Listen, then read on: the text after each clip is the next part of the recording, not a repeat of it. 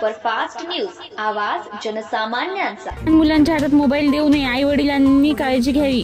आजकाल लहान मुलांच्या हातात मोबाईल देण्याचे प्रमाण वाढले आहे, पण यामुळे मुलांच्या आरोग्यावर आणि शिक्षणावर मोठा परिणाम होत आहे, असं म्हणणं रेस्क्यू टीमचे जिल्हा अध्यक्ष मोहन माणिक मुरखे तसेच उपाध्यक्ष इंद्रजित नेवारे यांचे मत आहे।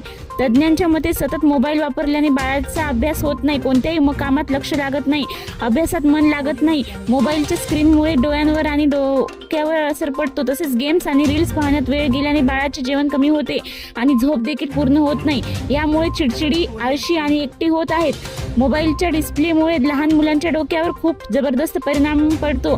आई वडिलांना आवाहन, मुलांना मोबाईल ऐवजी खेळायला पाहिजे, वाचायला आणि बाहेरच्या खेळांना प्रोत्साहन द्या, त्यांच्यासोबत वेळ घालवा, जेणेकरून त्यांचा शारीरिक आणि मानसिक विकास चांगला होईल। महाराष्ट्र सुपरफास्ट न्यूज साठी ग्रामीण प्रतिनिधी इंद्रजित नेवारे, माहूर।